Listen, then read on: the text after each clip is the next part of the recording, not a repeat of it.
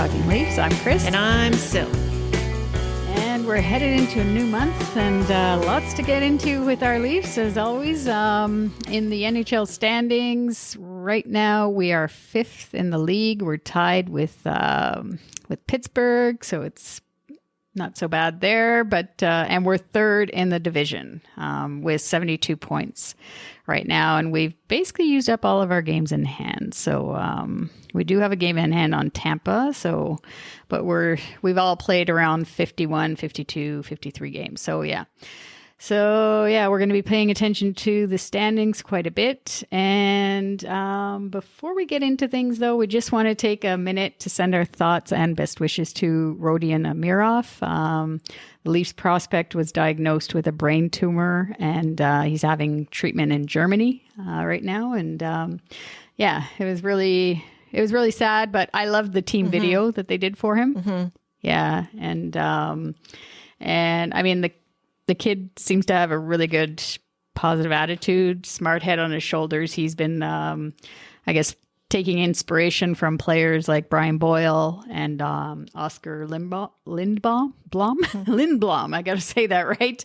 From Philadelphia Flyers, who also have had cancer diagnosis. And so it's good that he's taking advice from them and how they've come back and like recovered and are all playing well in the league still. But he's only 20 years old. That's really sad, sort of like to have that condition. Yeah, it's definitely tough, considering this is when, he's probably ready to make the step to the next level. But the good news is, like you just said, he is young, but on the plus side, he's young and he's an elite athlete. And I do find that, the outcomes can be sometimes better for kids like this that are performing at a high level. Because number one, they get every resource possible, through, the clubs, like his KHL club and also the MLSE. So he's getting the best possible care. But the other thing is they usually can bounce back from this better than the average person because they are so fit. So they can probably blast them more than a regular person. And because that's part of what's so difficult with treating, cancer is the treatment is so hard on the body, right? So, because their bodies are used to, this type of physical stress, hopefully he's going to bounce back just fine and he'll be good to go, within another year and a half. I mean, you look at like a guy like, looking at the Olympics, that Max Perot, what he came back from and won Olympic gold. I think that's another person that he mentioned, taking inspiration. He actually reached out to get his contact. So that's really good. Yeah. So yes, we definitely wish him the very best and hope he makes a really quick and full recovery. So, now the trade deadline is in a couple of weeks, and Dubas got it going for the Leafs with a minor move acquiring D-man Ilya Lyubushkin and Ryan Dzingel from Arizona in exchange for Nick Ritchie and a draft pick in either 2023 or 2025. Now, Dzingel's already been picked up on waivers and gone to San Jose. So overall, I think is a small move, but a pretty significant move based on, how Lyubushkin plays, the style of play, and couldn't have been more timely given what's happened with Muzzin. And as well, he costs the same as what it cost us to keep Nick Ritchie in the AHL. So that also is pretty good. So what did you think about that minor move? Yeah. I mean, it's too bad it just didn't work out for Nick Ritchie. And he really didn't say much. I don't think he's played a game yet. I think there's some paperwork there in Arizona, but to do. But Lyubushkin, he's 27 years old, shutdown defenseman, guy that clears the front of the net. that kind of guy. That definitely sounds like something that we could use. And yeah, he played with Jacob Chikrin as well, apparently. And so that's good. He was on their number one pairing, so he got quite a bit of minutes. The only thing I guess they say is that his puck handling isn't that great. And we kind of got a glimpse of that. I think it was versus Minnesota, but there could have been nerves there too. Yeah, and the puck was fumbling a little bit. It skipped over him anyways, but for me, it's mainly like he's a stay-at-home guy, and like you said with Muzzin, that injury. That although I think they're going to be pairing him with Muzzin or thinking of it, you never know, that might still end up the case. But yeah, no, I think it's a good move. He seems to have fit in, and he can talk to. It's the two Ilyas. Yeah, right? He can talk to Ilya Mikheyev and Ilya Lyubushkin. Yeah. I think they have played together before, so they do know each other. But yeah, I have already noticed him. I've kind of keyed in on him a little bit, watching the games that he's been in, and yeah, I've noticed that he definitely does clear the net. So yeah, I think as the games go on, he's probably going to settle in that much more, and get more and more comfortable with just playing his game, because I think that's all they really want from him, right? Yeah. No, exactly. Yeah. So in our next show, we'll be giving more of our thoughts on the Leafs going into the trade deadline. It's still a few weeks, just over 2 weeks away, March 21st.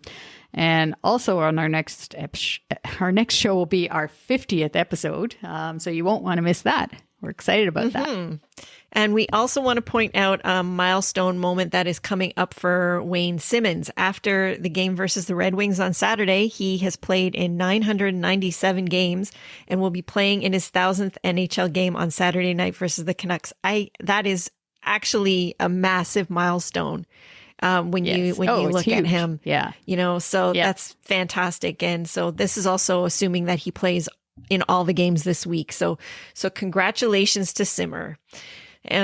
Congratulations. Yeah. So, and now we're going to get into the main part of our show. So there's been some inconsistency in the Leafs play of late over the past couple of weeks. So we're going to talk about it, starting with our segment, The Good, the Bad, and the Ugly. Then we're going to run our LTL Highlight Reel. And in our third period segment, we're going to discuss the Canadian women's Olympic hockey gold medal. And with Black History Month just coming to a close, we're going to give some thoughts on diversity and inclusion in hockey. So without any further ado, let's talk Leafs.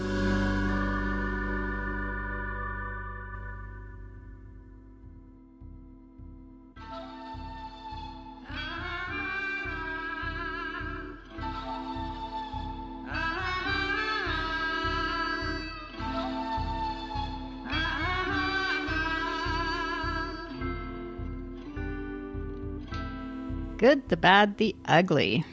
All right, let's get into some good. Well, there was a bit of good last night in the, we're recording this on the Sunday after the Detroit game. There was a little bit of good and nervousness last night, but my good was for this past couple of weeks is Jason Spezza. So the reason why I chose Jason Spezza is the guy just wants to win. He's 38 years old. And he's making the league minimum salary, $750K. And in that game versus the Habs, which we will get to shortly, he was the ones that stepped up saying like he did not like what was happening in that game. And he stepped up, and I don't know if it was like a fight or if it was just like a skirmish against Nick Suzuki, but he actually said, like enough is enough here. Like we need to like wake up and like get going. And because everybody in that game was horrible, basically. And I mean, he's done this versus Columbus. He did that in the bubble. He did that versus, Dean Kukin was the name. I looked it up in game 4 of the playoffs, and they won that game. And then he did it versus the Jets again this season, when he got that stupid suspension, right, with Neil Pionk or whatever. And he's the guy that should have got the suspension, kneeing Sandin. But it was Jason Spezza that stepped up. I mean, he's really shouldn't be the one at 38 years old and a veteran like that to do that. But I'm impressed with that. Yeah. And I mean, I like the fact too, he, in the practice, he's just such a, I don't know, obviously he's a likable guy and the team loves him, but they had some fill-in guys from the University of Toronto hockey during practice. And he's the guy that is always like spending the extra few minutes like on the ice with them and chatting him up and all that. And because they're just a couple of young guys, I guess, from the U of T hockey system, and they're helping out the Leafs in the practice. And and he's just a regular guy. And then he's 11 points away from 1,000 points. That's another milestone that I'm hoping he gets to it this season, but I don't know. He could, but so he's my good for the last couple of weeks. Well, definitely it's deserving. But like you said, he shouldn't be the one and always the only one to step up in this way. But like you said, he really wants to win. And I think for him right now, it's all about the joy of the game, joy for the game, and it's definitely like having a player coach, with him out there.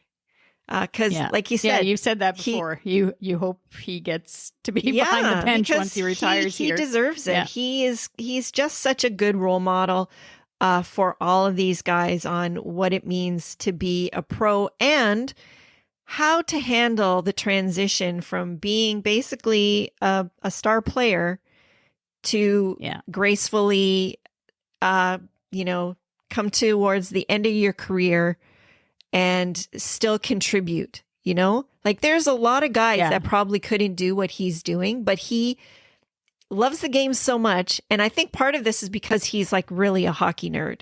When people ask him, what do you watch in your downtime? He's like, I watch hockey. Like he's that NHL guy. Network. Yeah.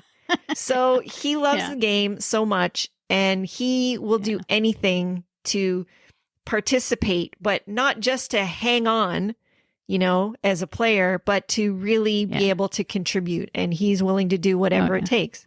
So definitely deserving of being your good. So my good is Austin Matthews. Like, what more can we say about this guy? But I just think that, he's showing basically the league and the world that he is basically a beast out there. And he has really come around and, to form with not just his offense, but his defensive play is incredible. Like he's really up there for takeaways in the league, if not first. And that defensive play that he turned into offensive gold was amazing for that goal that he scored. So I mean, we mentioned it in the last show. Like you can't, like, you have to be starting to talk about the Hart Trophy for him and the Selke also. And this, and I just don't understand. Like, it's all about this whole Toronto thing. Like, I don't think I think as Leaf fans, we need to be talking about this more. We don't need to shut up because everybody hates the Leafs sort of thing, right? Like, we haven't had a Hart Trophy winner. I'll have to look it up, but I'm sure it's 67. 1967 was the last time. We actually did have one then? Because I'm not even sure we have at all. Yeah, I have to look it up. Maybe we haven't had one. I don't think so. But yeah, no? You're totally right about that, because if this was the New York Yankees, and everybody would be talking about that player, and really pushing it. And I think that I agree with you that, when people push back, when we, tout our guys, we just need to hold fast and just really stick with it, because they deserve the recognition. Yeah. No, the Hart Trophy winner is 67. I don't know what I read. I'll have to go back to it and find it. But that was Stan Mikita, who was also a great player. But not a Leaf. But yeah, so not a Leaf. No, I think you're right. I don't think anybody has won. Yeah, I don't think so. A Leaf that has won. But no, the that goal that you were saying, it was versus the Wild that he scored. Matthews, it was Second his 36th goal. Yeah. And but in that game, just some stats here. Versus the Wild, he scored his 35th and 36 goals, and that moved him into a tie with Wendell Clark and Lanny McDonald for 5th most in Leafs history. And he's the 12th player in NHL history with 30-plus goals and 60-plus points in each of his first 6 seasons. So, like, the guy, and if he scores 50 goals, which, I mean, I don't know, it's looking, knock on wood, everything stays healthy and everything, like, 50 goals is a pretty big accomplishment. I didn't realize this until on one of the sports networks. They said 50 goals, only 91 players in NHL history have scored 50. Like, that's not a lot of players if you think of it. In NHL history, I know. 91. Like, that's some pretty exclusive company to be in if he actually does even it. So, Stamkos came out and said that he thinks that he's going to do it and that he'll keep doing it, and he's somebody who's done it. So, so that's kind of, it'll be pretty elite company once he gets to that point, which I think he will. I mean, like, he's since January 15th, so a little over a month, he's second for points in the league with 28 points in that time. So, he's the NHL goal leader now with 37, and he's 4th in points with 68. Sorry to say he's now ahead of Naz. So, I mean, I'm not sorry, but I don't know. Yeah, you're not. No, but well, when we come to cheering between a guy on our team right now and Naz, I'm obviously cheering for Matthew, so that's fine. Yeah. So, happy for Naz, but that's, But yeah. All right. So, yes, we are gloating on Austin Matthews for a little bit, and we should. But now we're going to go on to the bad. That's right. And so my bad is Jake Muzzin injury. Oh my gosh. Like, to have a concussion. I mean, they haven't really come out and said it from what I heard of the reports, but I'm pretty sure he has a concussion. Thankfully, he's doing okay, I guess, from what Sheldon Keefe has said. He's feeling okay, but to have a concussion twice in only like less than a couple of months, like, that's pretty scary.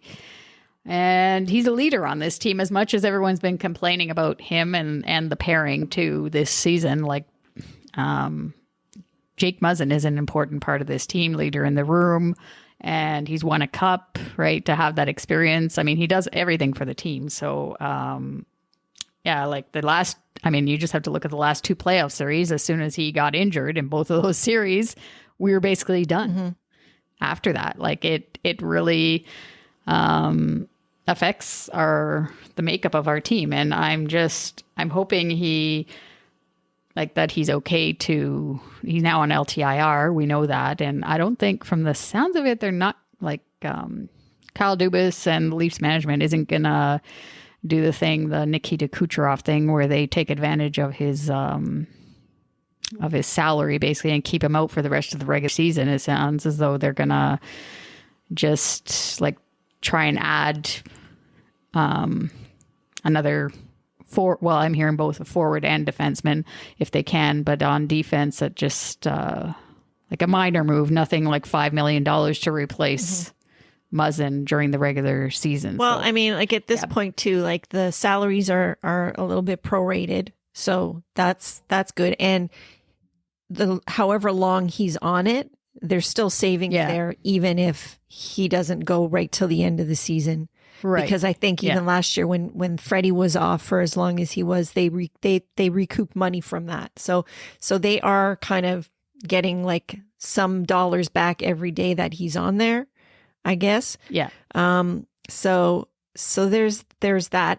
The one bonus to it is that it's forced Keefe to kind of play with the pairings a little bit. And I think that's probably a good idea for him to do that right now, to kind of see, to give him an idea of some other ways that he can go, some other ways that he can adapt, to see if any of the other pairings work. So I think it's going to be harder on Riley that way, because he's going to have to be a little bit more defensive minded and not as free offensively, playing with maybe a younger guy if he's going to be with Liljegren, going forward for a bit. But but it's probably not bad for them to be able to experiment this way a little bit. Yeah. No, I just hope that when he comes back that he's ready to go, because we'll need him in the playoffs. That's for sure. Yes. Well, I mean, obviously he hasn't been really right this whole season. So maybe he needs more time, and they should just give it to him. He's an older guy now. So it's not going to necessarily hurt him to have a little bit more, downtime, and maybe a bit more practice time, and just kind of get himself back to where he wants to be in the playoffs. And maybe then he'll be able to make the full run instead of getting hurt partway through. You know what I mean? So this is going to give him a little bit of a break that way. So it could be a good thing in the end. But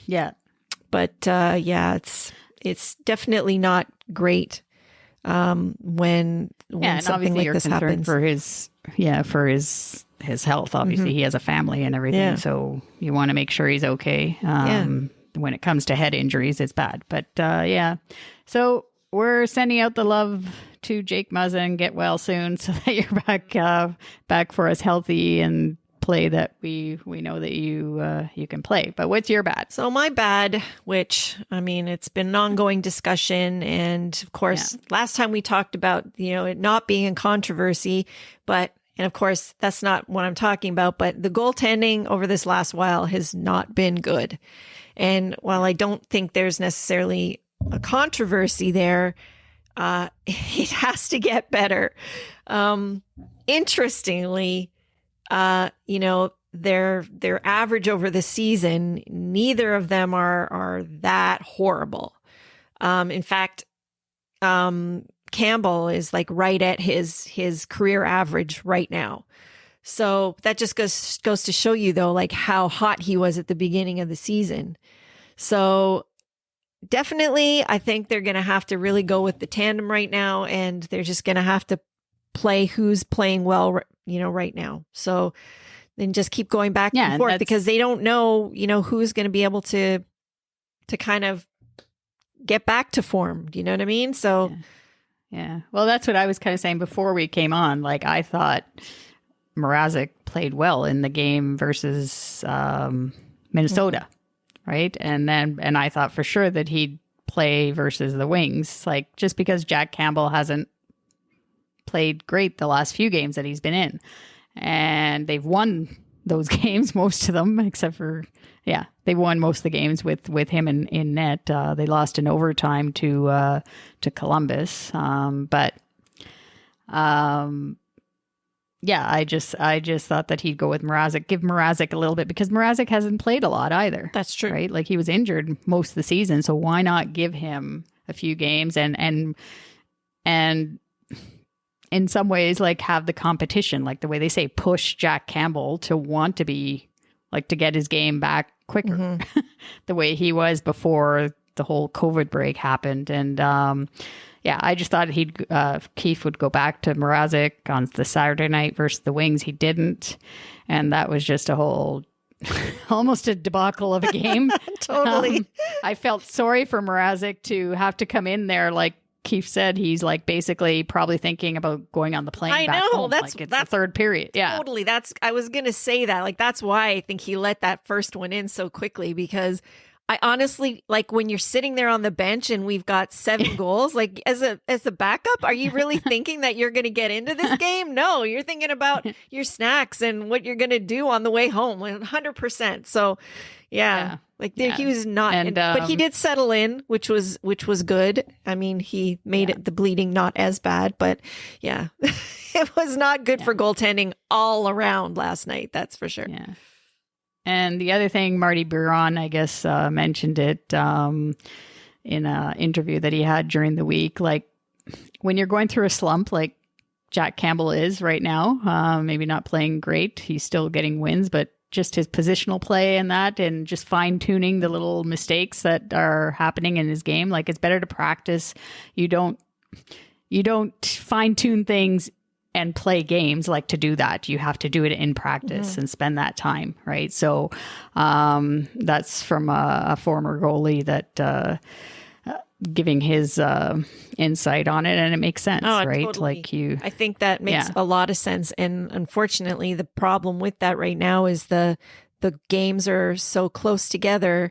There's not a lot of practice time, like, and during the time when they were off and had these breaks, there wasn't a lot of practicing going on. Then they weren't utilizing the time for them because they were either sick with COVID or they were on the break, right? The mandated break. So, so like, hopefully he can get some extra time in. And, I think this week they might have a little bit, well, not really. Like, they've got the Monday and then the Wednesday. Maybe they have a bit of time towards the end of the week where he could get some extra time in. But yeah, that's probably what he needs, because when you're practicing, you're mentally focused in a different way than you are in a game. So you can just be focused on fine tuning or getting your head straight again, where it's hard to do in game, to switch gears like that. And his body language on some of those goals has not been good either. So, and it worries me for sure to hear what Marner said, for example, after the game, when people are asking, that's the other to him. And he didn't want to say what he said, really, but just wants him to know that they believe in him as a player, and he needs to believe that too. So, yeah, that's the other thing you worry about with Jack Campbell, that mental side of it, that he blames a lot or puts a lot on his mind or on himself. And it's a team game. You just gotta stick with it, and he'll be fine. You just need to, that's why we've said it before. It's a tandem. Yeah. So they should just, for now, they really need to go with that and just give both guys the time that they need and see what shakes out. But also, like, I don't know, like, there's still potential for them making some sort of deal, which I guess we'll get into probably in one of our next episodes, a little bit more about the deadline. But what did you think about all of the people talking about getting Fleury, for example? Yeah, actually, I was going to mention it, but one of our Facebook followers, Ron Ashley, who makes comments, thank you, Ron Ashley, for following us on Facebook. And he actually mentioned this fact of getting Marc-Andre Fleury. And I was like, I don't know. He was mentioning, like, if the Leafs are going all in, like everyone is saying, but and I don't know if they have enough on defense right now to actually, like, that Marc-Andre Fleury could come in and take us to a cup final, because basically that's what all in is for me, is going to a cup final, and we haven't even gotten past the first round 100% of the playoffs. So I don't know if that's such a good move right now. He ain't no spring chicken either. No. So I mean, I don't know. True. Yeah. I guess we'll see what happens. We got to get to the ugly here. The ugly. Both of it for us was that game versus the Habs. I'm pretty sure all of our listeners will agree that was just a disgraceful debacle. It's not, in and of itself, it wasn't horrible if you just look at the score, whatever. But what? Oh no, yeah. It's just what the game meant. Probably more to us as fans, because let's face it, it's a game in February. So in the bigger scheme of things, how big a game is that? Not that great, right? But knowing what you're going into, it just seemed like it was like being in a time warp and going right back to that series. Like, it looked exactly like that, and it felt like that too. And Keefe said it before the game, like, if you cannot get up for a game like this, I don't know. Like, I just don't understand what. And then that's what made me worried, thinking, because they didn't get up for it. I couldn't understand it either. How are they not motivated themselves to play that game after last season, and knowing that the fan base, like you said, knowing that the fan base is, when it comes to the Montreal Canadiens, how much of a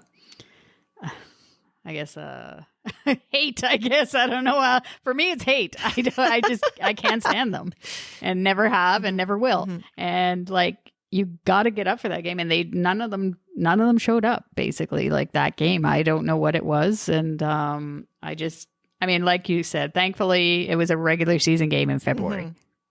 That's the thankful part. Honestly, it's like they went into it thinking, okay, these guys are in last place. This is not gonna. I'm pretty sure they just didn't even imagine that it would turn out the same. But you know what? They weren't that great last year heading into the playoffs. And then I'm talking about the Habs now. And they put together that string of wins. They fired their coach.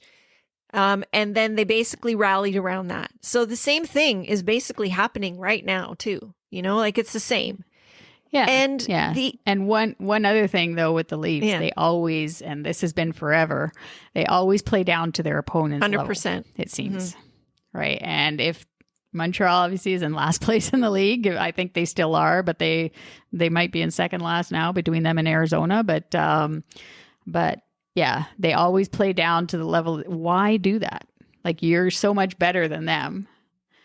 Like, even if they played at 50 or 60%, they would have got the win in that in that game. But yeah, no, they just didn't show up at all. Well, it's just like my husband was pointing out that basically they're cherry pickers. You know, like they somehow always ended up with a guy behind our, like, basically behind our D.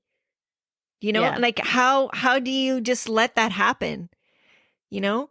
So they basically had that one guy, and then to get near the net, you couldn't, because they had that, basically they collapsed down with their whole team. So that just showed that we still are not finding ways to adapt to this, because teams that don't have a lot of offensive juice, they're going to do whatever they can to beat you. And this is kind of what they do. So I don't know. It's just, it was just very frustrating. Anyhow, we won't go on about it on. I think we punished ourselves enough. So, but there was actually a positive from that game versus the Habs, surprisingly, and it made our highlight reel. So let's roll the Ladies Talking Leafs highlight reel. All right. So in our third spot, speaking of that, we have Peter Mrazek. From that game versus the Habs, he made a crazy glove save on Josh Anderson. It was incredible the way he stretched post to post to make that save. So that was definitely worthy of our highlight reel.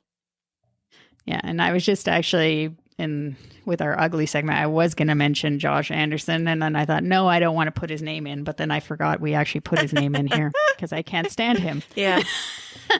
So I don't like Cole Caulfield either.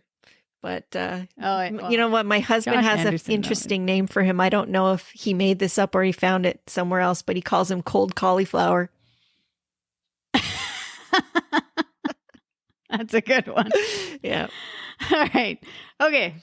So that was good with Peter Mrazek there. Congratulations to him, making it number 3. Number 2 on our highlight reel, of course, is Austin Matthews, the game-winning goal versus the Wild, which was his 36th goal of the season. He doesn't get the puck in the corner, but he chases it down, the Wild player, and he takes the puck away and then goes in with Marner and gets the pass back for the goal. How do you like that for a highlight reel comment? Oh, it was crazy. Well, I mean, not your comment, but the goal. No. But the goal was crazy, yeah. And I actually found the reference to 67 while we were discussing it. I found it. It's 1955 was the last time the Leafs, Ted Kennedy won the Hart Trophy. Mm-hmm. And that's 67 years ago. So that might be the one and only time then. Yes, but 67. What's the year that happened in 67? Mm-hmm. Last time, obviously, of what happened? That's right. The Leafs won the Cup in 67. So you never know. So it could be an omen. But but in 67 years, you never know. So, so Austin, I mean, like you said, also Steven Stamkos, I read that article too. And he said the thing about Matthews that I found interesting that he said was that he can, scoring goals is hard to do in the NHL. And he said, you have to have so many ways to do it. So, and Stamkos said, he can do it from distance. He does it with tips. He does it off the rush, cycling, like one-timer. And you need, obviously, and you need good playmakers. Obviously, he has Marner with him, and our Scarborough boy, Michael Bunting, with him doing a good job. But Marner, obviously, is his main guy to set him up. So, so he's number 2 on our Austin Matthews on our highlight reel. So now our number 1 is Morgan Rielly versus the Penguins. Rielly went end to end to score a beautiful goal, and it was on the power play, and the Pens thought it was just going to be the usual drop pass on the breakout, and Rielly fooled them all and just took it himself all the way with a shot off the post and in, and it was beautiful. So good on him. I was, to me, it just reminded me of the way Boris Salming used to do that. That's right. Going end to end. Mm-hmm. Yeah. It was a beautiful goal. I mean, shout out for last night's game versus the Wings, obviously. Mitch Marner had the 4 goals, 6-point night. That would have definitely been deserved. Yeah. So we'll just make that honorable mention. Yes, definitely. And also Michael Bunting had a 5-point night. Yeah, that line was amazing last night. That line is one of the best right now in the NHL. For sure. I'd say. Yeah. And their chemistry is crazy. And I actually loved on that assist that Bunting made on Marner's 4th goal. Like Marner was so excited about that and happy for him for that incredible assist. To do that. Like, he appreciated that more than scoring the goal himself, almost. It's like, it's hilarious. So it's good. They definitely have incredible chemistry. Yeah, but the skill that Morgan Rielly has and the skating ability in that play that he did going end to end like that and then scoring, like not many defensemen can do that. 100%. So he's our number 1 for the highlight reel this week. So those were all definitely fantastic moments for the Leafs. And now we're going to go on to talk about another great Canadian moment in our segment, The Third Period. Yeah, so for the third period, it's a couple of weeks now since the Canadian women's hockey team won gold. It was a great game, and it was the most watched event of the Beijing Games in Canada. That was quite impressive. The gold medal game got 2.7 million viewers in Canada, so that was really cool. But I have to say I didn't stay up to watch it. I fell asleep halfway. I was like, I wanted to stay. I was on the couch anyways when I was still there at the end. But I was. But I was going in and out. Me too. I was trying my hardest. Yes. I was going in and out. So I don't remember. But it was really amazing. Yeah, it was really amazing what the women's team accomplished, considering like all the adversity that they went through, just with the World Championships from last year. I mean, they don't play a lot when you think of it, and just the commitment they have, and I guess, and then they had to play in a bubble, and then they were wearing in December. They were wearing masks at practices because they had a couple of COVID cases, and. Yeah, it was just it's just unbelievable what they went through, and then to finally pull it through, and to get the gold medal. Sarah Nurse, that's the player that you said you had a T-shirt, right? Yep. Her T-shirt, yeah. That's what I was thinking. I'm pretty proud when of her I was looking at this. With her 18 points, and she's plus 19 to boot, which is pretty incredible. I mean, they dominated from start to finish. This is this is definitely the best Canadian women's team that has ever graced the ice. I think, even despite, some of the stars that we've had in the past, but they were incredible. Just the, sorry, go ahead. No, just like, Sarah Nurse, obviously point her out. Marie-Philippe Poulin, she also had 17 points plus 9. But even on D, Claire Thompson had 13 points and was a plus 23. That is incredible. Yeah. No, and I thought it was a great story too, how the team apparently lasts for the Summer Olympics. Like they watched the Canadian women's soccer team. Yeah. They watched it together and saw them win gold. And that was just like, for them, that was just more motivation, even like to see that sort of thing, right? To get it from their team. And it was fantastic. Marie-Philippe Poulin with the game-winning goal, as always, Captain Clutch. And I think they were asking if they're going to do anything for the team, like some sort of celebration thing. But I don't know. I think they should, personally, because it's like you said, it's a lot of the former players like Jennifer Botterill, Tessa Bonhomme, Cheryl Pounder, like they're all saying this Canadian women's team that just won gold in Beijing is the best ever that they've seen too, and they've been on gold medal teams themselves. So I wonder, have they had any of the players at any of the games yet? I wonder if they will this week, given that this will be on Wednesday. It'll be the first game with a completely full stadium. I wonder if they'll have some of the players there. Yeah. That would be pretty awesome.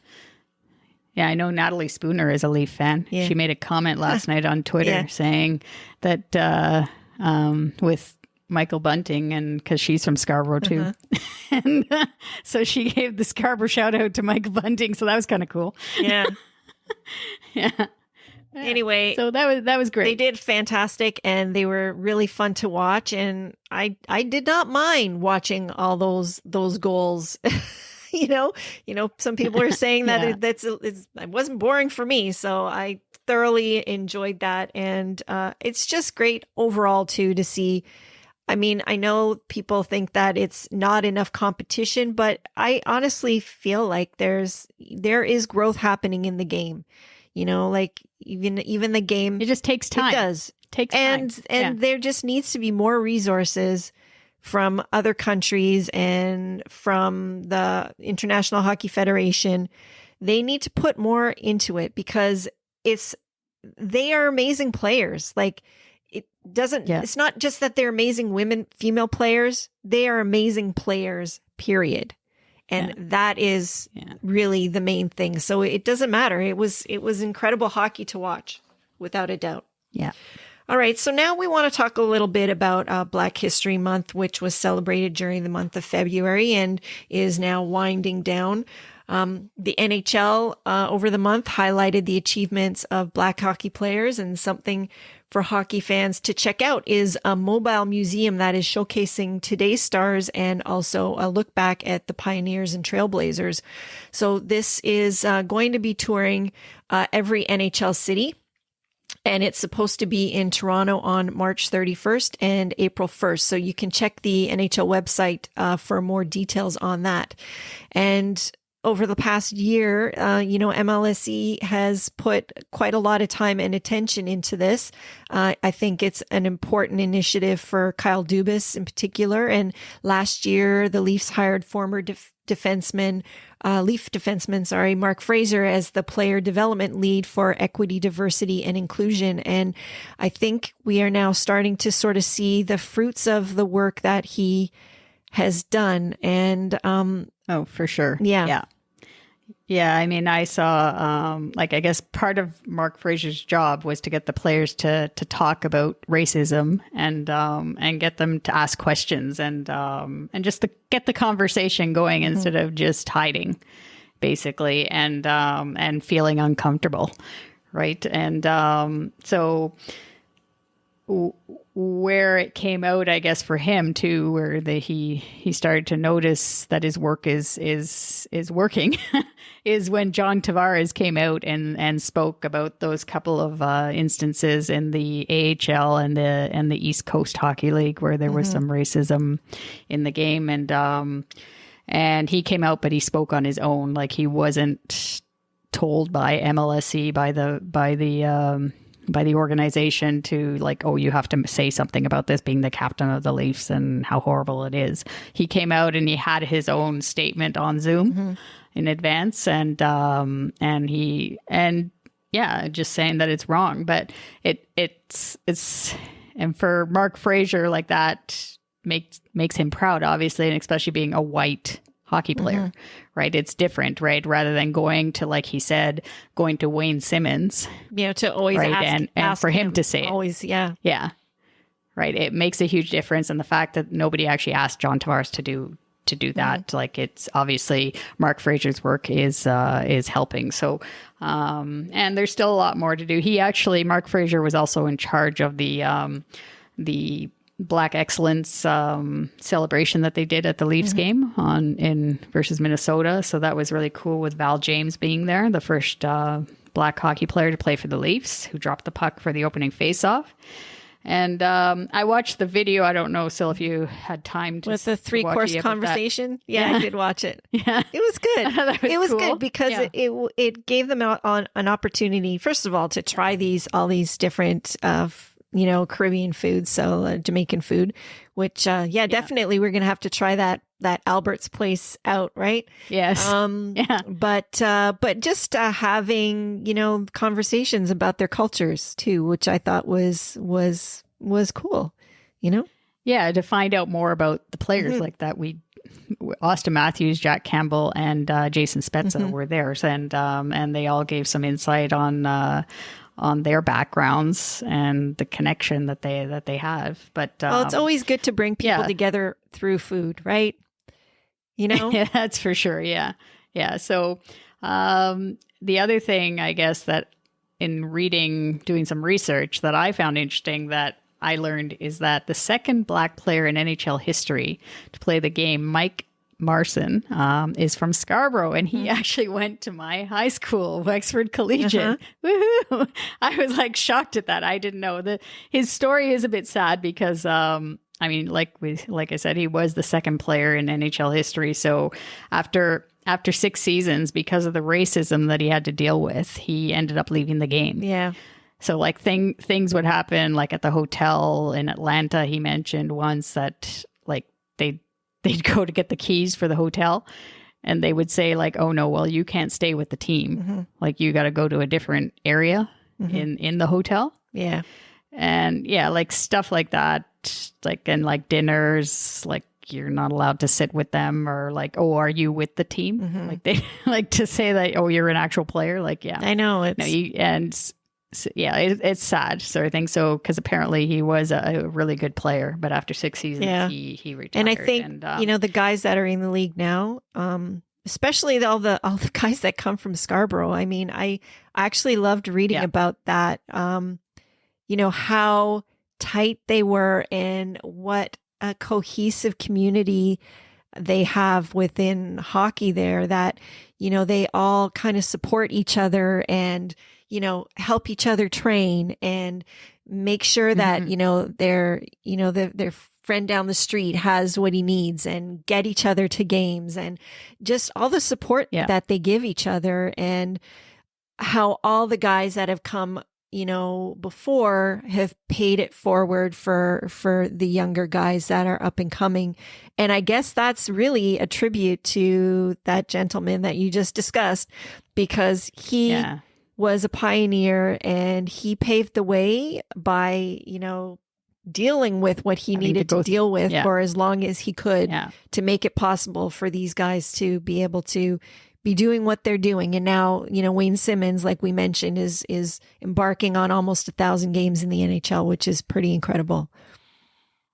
Yeah, for sure. Yeah. And the other players, I guess, like you're saying, lots of players from Scarborough, like Kevin Weeks, Anson Carter, who's an analyst now, Anson Carter, Joel Ward, the Stewart brothers, Anthony Stewart and Chris Stewart. So they're all players.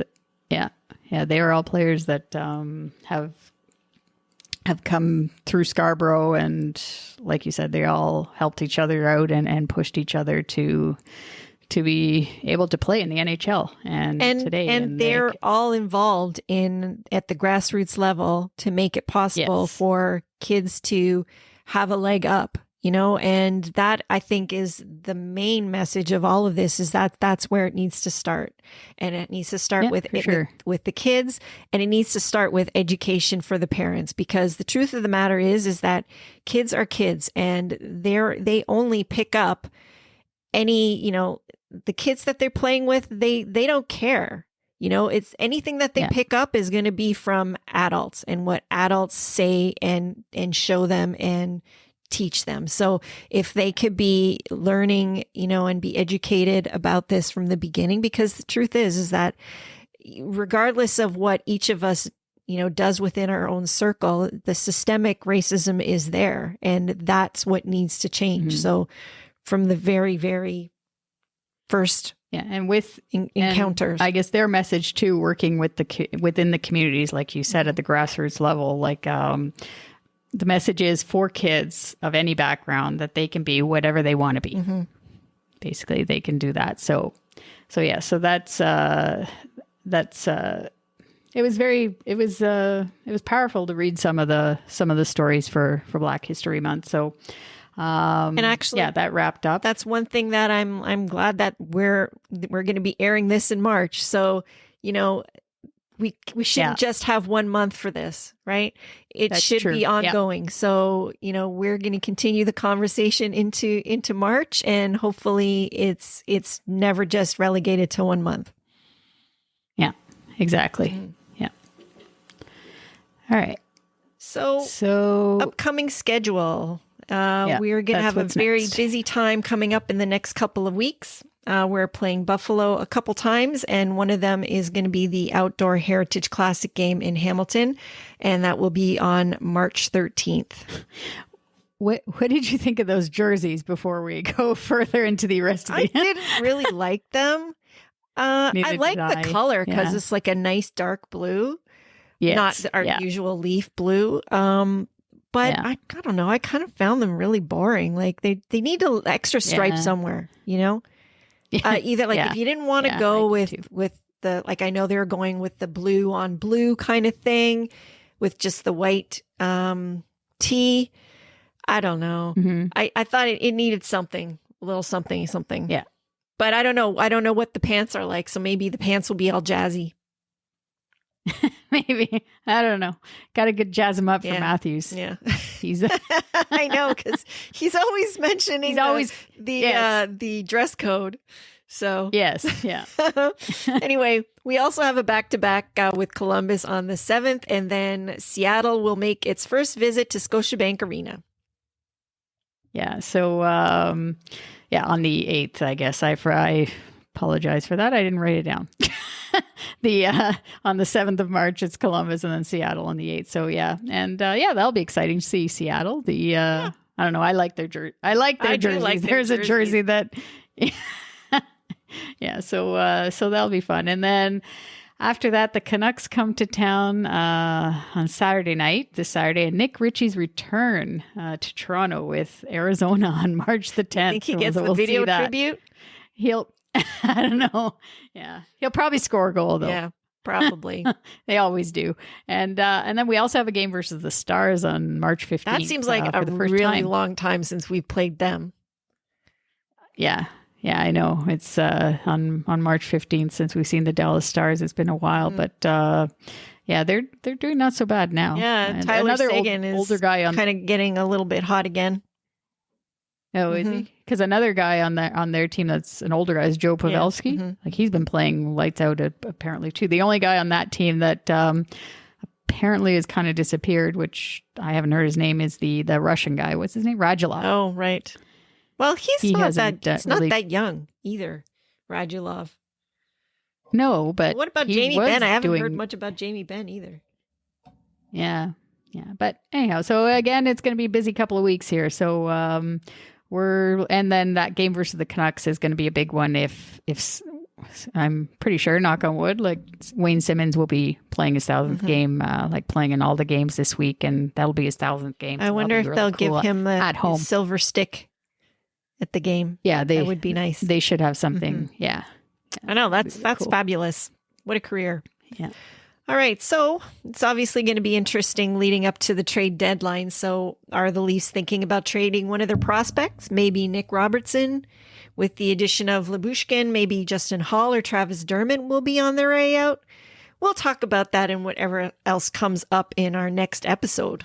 Yeah, and that's going to be a big show for us because it's going to be our 50th episode. Woohoo! And we would love love it if you could help us out and give us a review to let us know what you think of our show.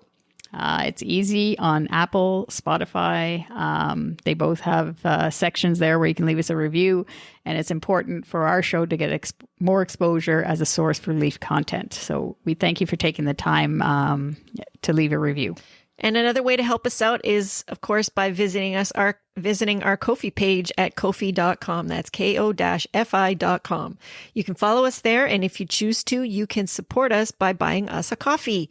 Any donation you make goes towards helping us produce the show and making it even better for you. So you can find the link to our Ko-fi page on all our show notes and any of our social media profile pages. Yeah, and we also have our new website that we released in January. So it's ladiestalkingleafs.com, and we have our show there as well that you can check it out. And yeah, it's great for Leaf fans and the team that Scotiabank Arena is going to be at full capacity starting on Wednesday night versus the Sabres. So that'll be fun to be there. And we thank our healthcare workers and our first responders for everything that they continue to do. And of course, enjoy the games that are coming up, Fast and Furious, and we will be talking to you again in a couple of weeks. Go Leafs, go! Go Leafs, go!